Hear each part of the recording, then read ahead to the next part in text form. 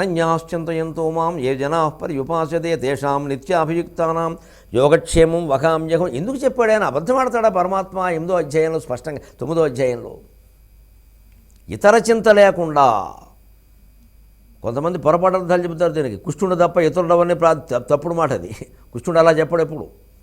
ఈ కృష్ణ అభిమాన సంఘం వాళ్ళు చెబుతారు ఈ పనులన్నీ. ఈ అభిమాన సంఘాలను దేవుడు ఒప్పుకోడు, ఆయన అందరిని అభిమానిస్తాడు. అనన్యాశ్చింత ఎంత అంటే ఇతర లౌకికమైన చింతలేవీ లేకుండా, అంతేగాని ఇతర దేవతలను చింతించకుండా కాదు. చింతయంత అనన్యాహ అది వేరే. అనగా ఇతర భావం ఏమీ లేకుండా చింతించేవాళ్ళు. అంటే ఇతర భావం అంటే లౌకిక భావాలు. మళ్ళీ కాసేపు ఇది లేకుండా పరమాత్మ చింతనే. సుప్తే రుత్థాయ సుప్త్యంతే బ్రహ్మైక్యం చింత్యతాం పరం నాతి దూరే నృణాం మృత్యు ఇది వేదాంత నిండిమఖ. నిద్ర లేచింది మొదలు నిద్ర మళ్ళీ పట్టే వరకు బ్రహ్మైక్యాన్ని చింతించడమే, ఇంక వేరే పనే ఉంది. ఎందుకంటే నాతి దూరే నృణాం మృత్యు, ఏ రోజు పోతామో తెలియదు. ఇవాళ రోడ్ల రహదారులన్నీ రక్తం ఓడుతున్నాయి.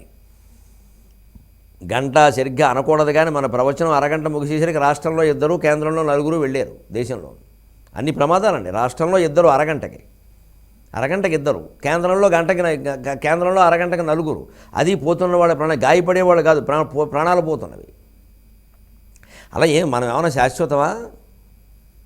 ఇలా అనుకోగలిగితే అదే పనిలో ఉంటాం.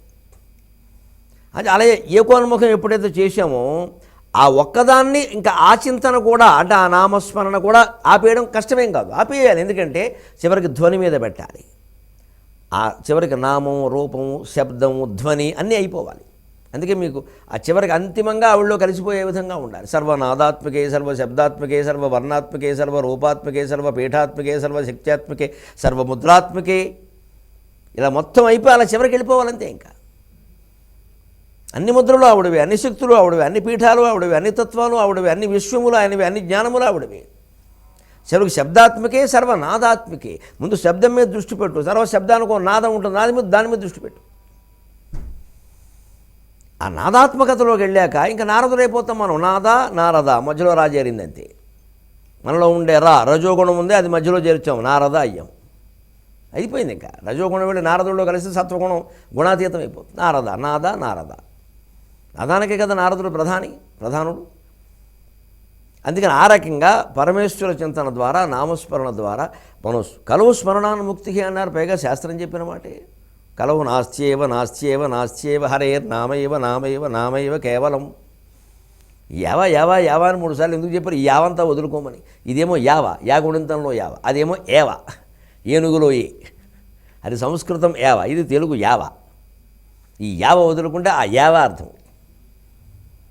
అందుకని ఆ రకంగా నారద శ్రీకృష్ణుల సంవాదం ముగిసిందయ్యా, ఆ రకంగానే ఉమామహేశ్వరుల సంవాదం ముగిసిందయ్యా అని భీష్ముడు యుధిష్ఠిరులతో ఈ సంవాదాన్ని కూడా ముగిస్తుంటే ఒక్క మాట చివరిగా అడుగుతున్నాను. నువ్వేం అడుగుతావో నాకు తెలుసు. ఇన్ని చెప్పావు, ఇన్ని విన్నాను, ఇంతకాలంగా విన్నాను. పరమపద సోపానంలో చివరి మెట్టు ఏమిటి అని అడిగాడు. చివరి మెట్టు ఏమిటి? ఆ పరమపదాన్ని చేరుకోవడానికి చివరి సోపానం ఏమిటి? ఇంతవరకు చెప్పుకున్న దాన్ని సారాంశం చెబుతున్నానయ్యా. నమో నారాయణాయ, నమో నారాయణాయ, నమో నారాయణాయ. ఆ నారాయణ మంత్రాన్ని మించినటువంటి పరమపద సోపానం లేదయ్యా, అదే చివరి మెట్టయ్యా. ఆ నారాయణ స్వరూపాన్ని అనంతమైనటువంటి నామాలతో ఎవరు కీర్తిస్తూ ఉంటారు, ఆ నామాల అర్థాలను తెలుసుకుని ఎవరు అవగాహన చేసుకుంటారు, ఎవరు జీవితానికి అన్వయం చేసుకుంటారో, ఎవరు వాటిని యథాశక్తి ఈ శరీరం అనుమతించిన మేరకు ఆచరణలో పెడతారు, వారికి తిరుగులేదయ్యా లోకంలో. అనగానే భీష్ముణ్ణి యుధిష్ఠిరుడు, స్వామి తాత చిట్ట చివరిగా ఈ మొత్తాన్ని ముగిస్తూ ఏవో కొన్ని చిల్లర మల్లర మిగిలిపోయాను, నువ్వు ఎందుకో ప్రస్తావించావు కాబట్టి నా దృష్టి అంతా ఆ నారాయణుడికి అంకితం అవుతుంది. ఆయనే మా బావగారుగా పుట్టాడు, కానీ ఇప్పుడు నేను ఆయన్ని బావగారుగా చూడదలుచుకోలేదు, భగవంతుడుగా తప్ప. భాగవత ప్రధాన నాయకుడిని పట్టుకుని బావా అంటున్నాము. ఇది అదృష్టమో లేకపోతే వేళాకోళమో తెలియని పరిస్థితి ఇది. అంచేత నా మహావిష్ణువు యొక్క అనంతమైనటువంటి నామాలను నువ్వే నాకు సెలవీయవలసింది అన్నాడు. ఈ సందర్భంగా భీష్ముడు సకల దేవతల్ని స్మరిస్తున్నాడు. ఎందుకో తర్వాత చెప్పుకుందాం. ముఖ్యమైనటువంటి కార్యక్రమాలు చేసినప్పుడు నేనేదో రామా రామా అంటానికి నాకెవరో అక్కర్లేదు, సకల దేవతా స్వరూపుడు ఫలానా ఆయన, ఇంక నేను అది తప్ప ఇంకేం అనను, ఇది ఒక రకంగా తప్పుడు సిద్ధాంతం అండి. జీవితంలో గృహప్రవేశం, వివాహం, ఉద్యోగ ప్రవేశం, యజ్ఞాలు, యాగాదులు, కొన్ని ముఖ్యమైనటువంటి కర్మకాండకి సంబంధించినవి చేసేటప్పుడు తప్పనిసరిగా దిక్పాలకులు సహా సకల దేవతల్ని స్మరించవలసింది. మన ఇష్టదైవం ఎవరైనా సరే, ఇష్టదైవం పేరు మీద అన్నీ ఎగ్గొట్టకూడదు. ఇష్టదైవం ఉంటే మిగిలిన వాళ్ళు నష్టదైవాలను కాదు. అక్కడ తూర్పు తూర్పే, దక్షిణం దక్షిణమే స్మరించవలసింది. హనుమంతుడు కూడా సుందరకాండలో అందరినీ నమోస్తు రుద్రేంద్ర యమానలేభ్య, నమోస్తు చంద్రార్క మరుద్గణేభ్య అని చెప్పాడు. ఎందుకంటే నాకు రాముడు అంటే ఇష్టమని రామారామ అంటూ కూర్చోరా. ఇదో సిద్ధాంతం బయలుదేరింది వచ్చిన బద్దకించి. మాకు సకల దేవతా స్వరూపుడు ఆయనేనండి, మాకు అన్నయ్యన కుదరదమ్మా. అలాగా ముఖ్యమైనటువంటి కార్యక్రమాల్లో సత్యనారాయణ వ్రతం చేయమంటే చేయాల్సిందే. అంతేకాని మాకు అక్కర్లేదండి, మా మతం వేరు, అలా కుదరదు అక్కడ. అది ఊరికే విఘ్నేశ్వరుడు పూజ, పుణ్యాహవచనం, సత్యనారాయణ వ్రతం, వెంకటేశ్వర దీపారాధన తప్పనిసరిగా చేయాల్సిందే. ఆ పద్ధతి. అందుకే ఇక్కడ భీష్ముడు కూడా విష్ణు సహస్రం లాంటి దివ్య స్తోత్రాన్ని చదువుతూ ఎవరెవరిని స్మరించాడయ్యా. అనిమిష నదీనందనుండు బ్రహ్మ విష్ణు మహేశ్వరులను, అనిమిష నదీనందనుండు బ్రహ్మ విష్ణు మహేశ్వరులను, వినాయక విశాఖ వాయు వహ్ని చంద్ర ఆదిత్యులను, శక్ర వరుణ యమ కుబేరాదులను,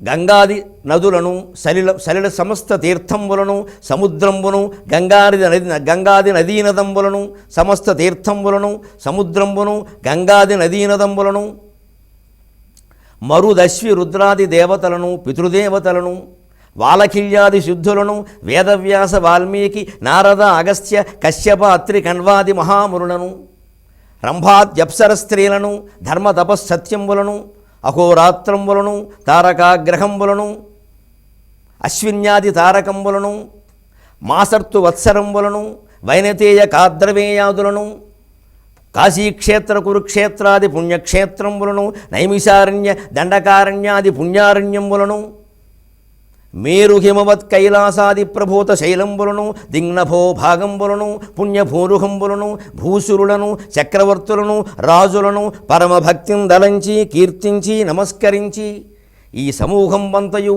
నాకు ఆయురారోగ్య ఐశ్వర్య పరమానందంబులు అభినందనపూర్వకంబుగా నిచ్చుగావుతమని ఇచ్చగోరి. ఇది వచనం తిక్కన గారు రచించింది, సుదీర్ఘమైన వచనం. శ్రీ మహావిష్ణువే పరమదైవం అని అందరికీ తెలుసును, ఆయనకి తెలుసు. ఇంతమందిని ఎందుకండి? ఖచ్చితంగా మనం కూర్చున్న వాతావరణం అది మనకి సహకరించాలి. మన ఇల్లు, చుట్టూ ఉన్న దేవతలు దానికి సహకరించాలి. ప్రకృతి శక్తులు మనకి సహకరించాలి. పరిస్థితులు కలిసి రావాలి. అంటే జీవితంలో చాలా ముఖ్యమైన వాటి రోజు ఇంక మొహం కడుక్కునేటప్పుడు, స్నానం చేసేటప్పుడు అని కాదు అక్కడ అర్థం. అప్పుడు ఇష్టదైవాన్ని అలా స్మరిస్తూ ఉండదు, అభ్యంతరం లేదు.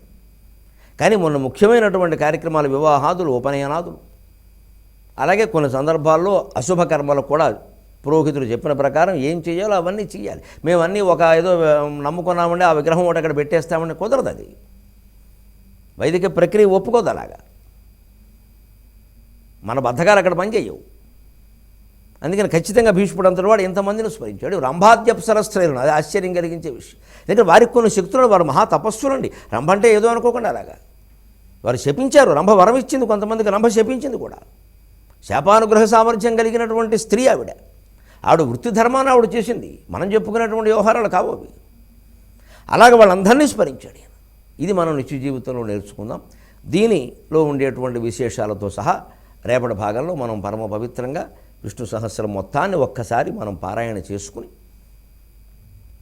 తరువాత ప్రతి నామం యొక్క అర్థాన్ని వీలైనంత విపులంగానే చర్చించుకునేటువంటి ప్రయత్నం చేద్దాం. మళ్ళీ 23:30 గంటల్లో కలుద్దాం. అంతవరకు తెలుగులో మాట్లాడదాం.